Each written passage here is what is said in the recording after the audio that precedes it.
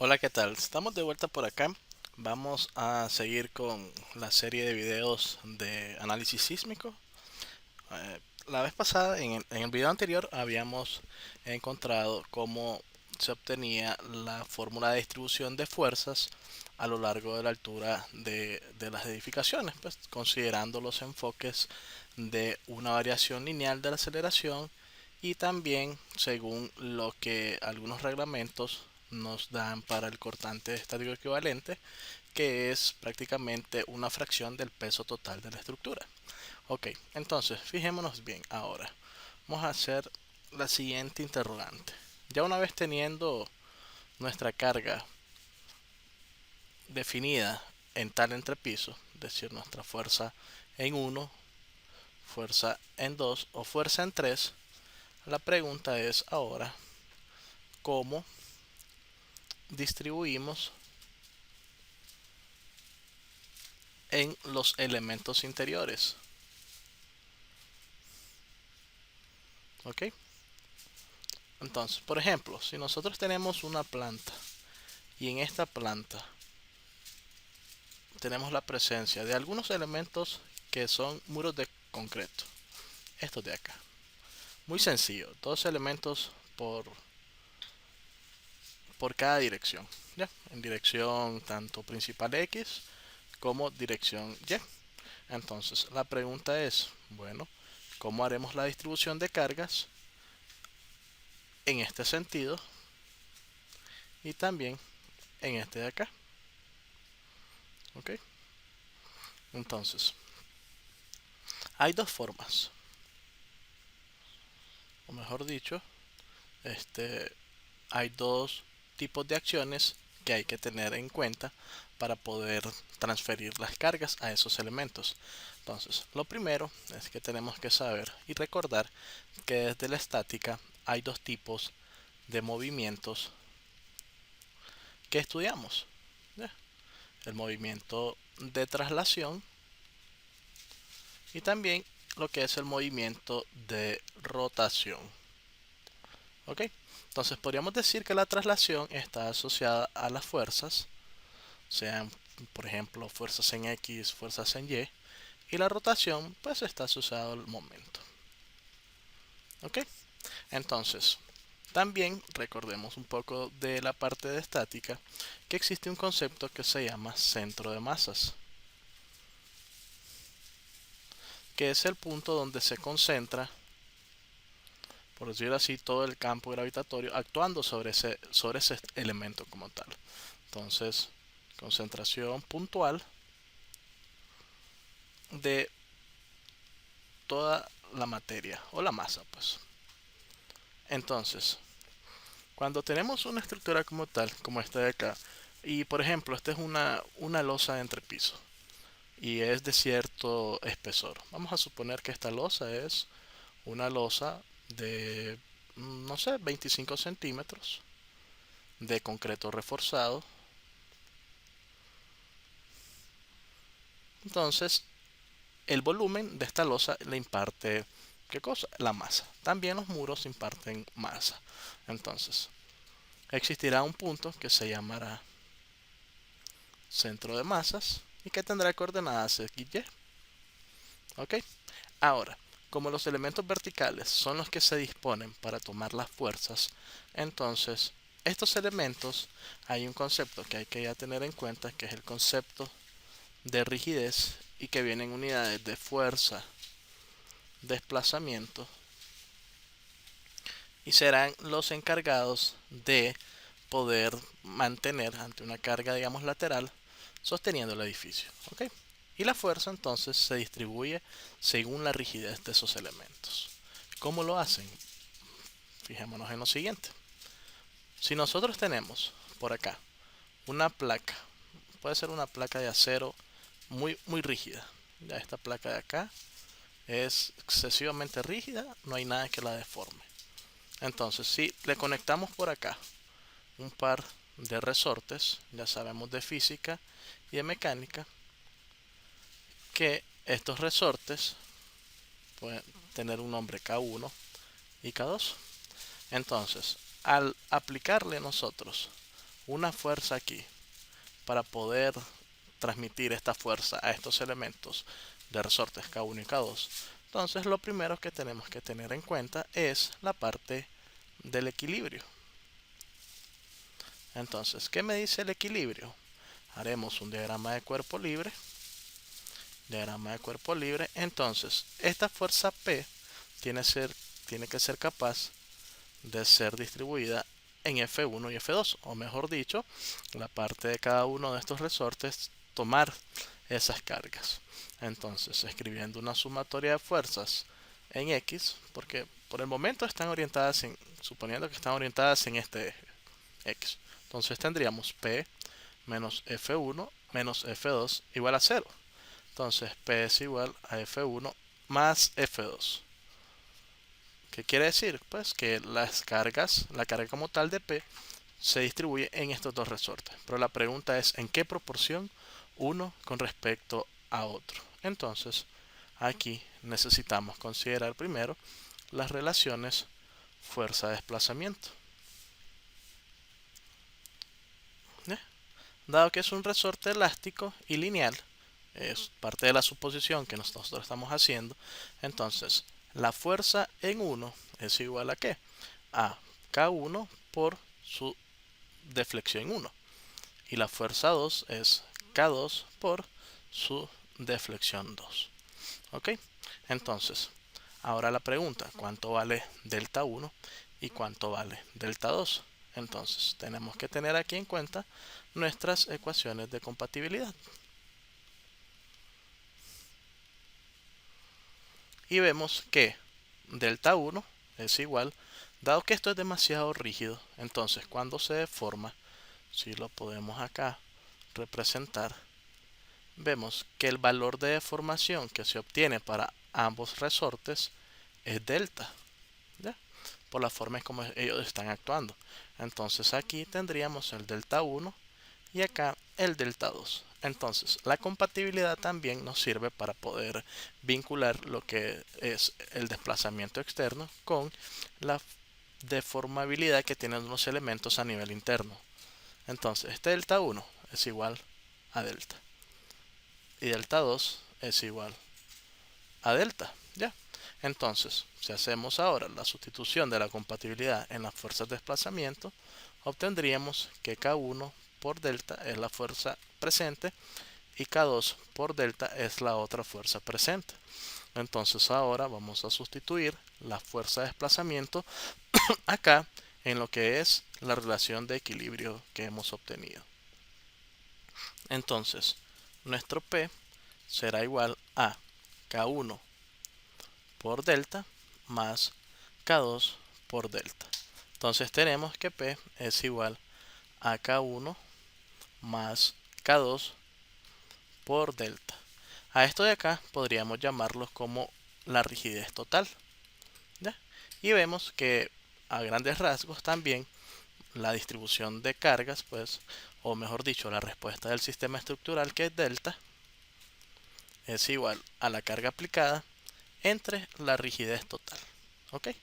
Entonces, si ahora esto ya lo tenemos acá despejado, entonces vemos que fácilmente este delta puede ser sustituido en la expresión de cada una de estas fuerzas y obtener que la fuerza 1 es igual a K1 por delta, donde delta es K1 por P entre K total.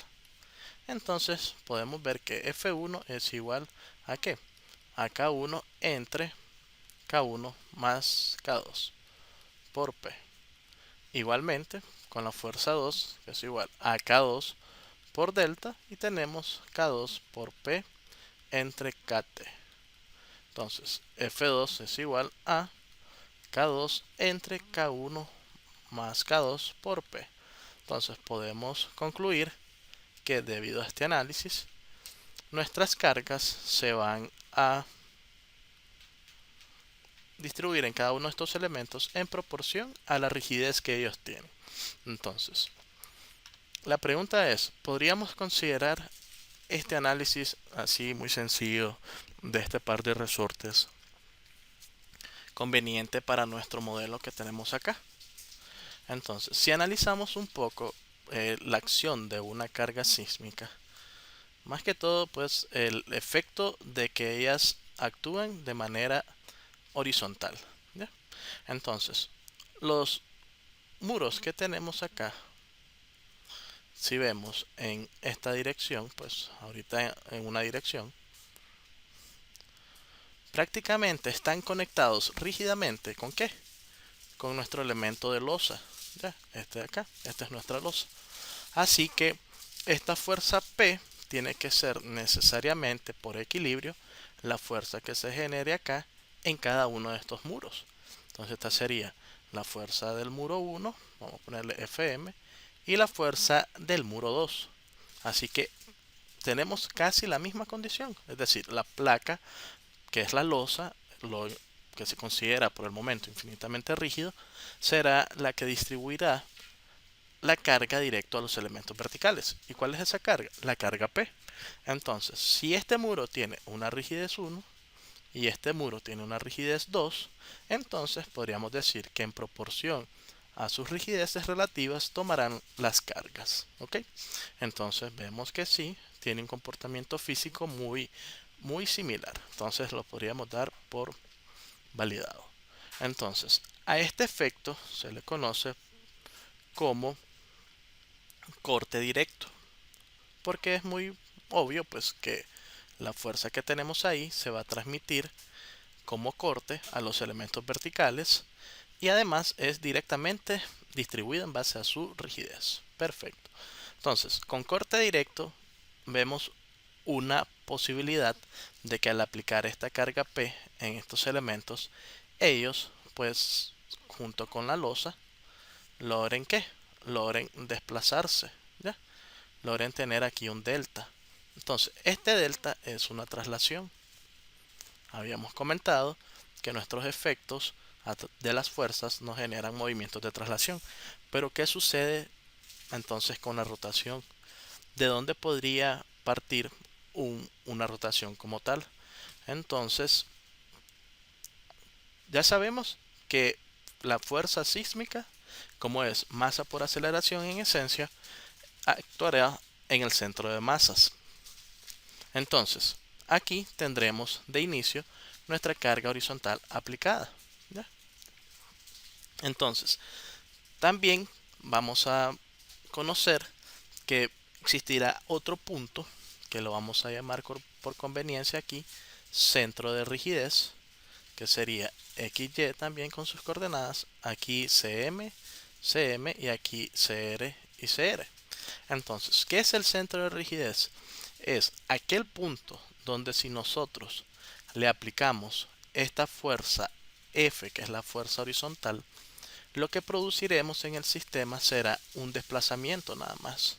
¿Ya? Es como aquel concepto de las cargas axiales que se distribuyen en una columna. Si se aplica esta carga axial en el centro geométrico, producimos una distribución uniforme de presiones. Si ya movemos esa carga P con cierta excentricidad, ya le estamos introduciendo un momento, entonces cambia nuestra distribución de presiones. Entonces, eso es lo que sucede acá. Para poder activar nuestros muros o nuestros sistemas resistentes laterales que están actuando una vez ellos toman cierta deformación, porque ya sabemos que la fuerza generada ahí es una rigidez por un desplazamiento, entonces necesitamos un desplazamiento para obtener una fuerza en esos elementos. Entonces, hay que mover esta F aquí a este punto, pero al hacer eso vemos que si existe una distancia entre esos dos puntos D por un sistema equivalente de fuerzas, vemos que hay que adicionar ¿qué cosa? El efecto de desplazamiento de esta fuerza F a este punto. ¿Y cuál es ese efecto? El efecto es un momento. Y ese momento de ahí es igual a esa F por esa distancia. ¿Ok? Entonces, la pregunta es ahora, ¿esta distancia por qué existe? Tenemos un centro de rigidez y un centro de masas. Y si vemos, la distribución del centro de rigidez va a estar asociado a dónde están ubicados estos muros y a la rigidez que ellos tienen. Ya vamos a ver algunas expresiones para el cálculo de cada uno de esos puntos, pero en sí dependen de los elementos que están dispuestos en la planta, el centro de rigidez, mientras que el centro de masa pues depende de la masa distribuida. Entonces puede ser que ante condiciones muy simétricas, como este ejemplo muy sencillo, el centro de rigidez coincide con nuestro centro de masas. Entonces dirían, nuestra distancia es cero. Entonces prácticamente la fuerza está aplicada ahí y solamente obtendríamos un desplazamiento. Pero nuestros códigos, por lo general, aunque eso sea la condición que se tiene, te piden considerar una distancia particular. ¿Ok? Entonces, esa distancia particular es lo que se conoce como excentricidad de diseño.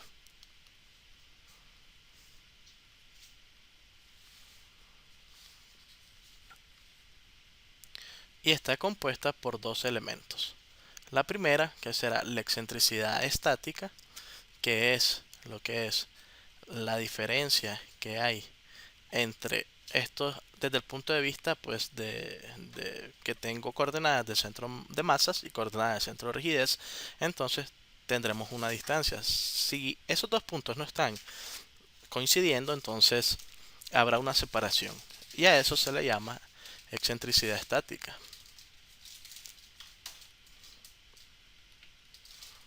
En cambio, aquí le vamos a dar más menos a, y este término sería como un pequeño factor de seguridad que consideran los códigos, que se conoce como excentricidad accidental. Y por lo general es un factor de, bueno, vamos a cambiarle acá para no confundirlo. Vamos a ponerle, no sé, M. Es un factor, bueno, eso es masa también. Pongamos aquí un factor, un factor L, está bien. Entonces, factor L de del ancho y del largo. Ok, puede ser .10b, puede ser .05b, o .1 de la longitud, o .1 también, .05 de esa longitud. Entonces, es una fracción de una distancia como tal. ¿Ya? Ustedes podrán ver en algunos códigos que están refiriéndonos a los cálculos relativos a las excentricidades de diseño, pues ya las ecuaciones. Esto podría tomar incluso una forma de 1.5 ES más 0.1 dB y ver los casos más críticos. Sería bueno acá consultar cada reglamento en particular que ustedes puedan estar ahí aplicando. Este enfoque es muy latinoamericano. Entonces, ¿qué tenemos hasta el momento? Bueno, que ya sabemos que la fuerza de corte directo se, se va a ser tomada por los muros en proporción a su rigidez, pero también ahora se nos está introduciendo un momento. ¿Por qué razón? Porque aunque nuestra excentricidad estática, que es la distancia entre centro de masa y centro de rigidez, sea cero, hay que tener en cuenta acá una excentricidad accidental. Entonces, al tener esa excentricidad, prácticamente pues vamos a tener una distancia que hay que multiplicar por nuestra fuerza para obtener ese momento. Entonces hay que ver cómo me afecta ese momento a las fuerzas que se van a generar en cada uno de estos muros, y a ese momento se le conoce como momento de torsión. ¿Ok? Entonces, por acá vamos a dejar este video, vamos a continuarlo en otra entrega. Ya saben, si tienen dudas, escriban ahí en la sección de comentarios, denle me gusta al video, compártanlo con sus amistades para que sigamos aprendiendo estos temas tan interesantes. Estamos ahí pendientes. Nos vemos en otra entrega.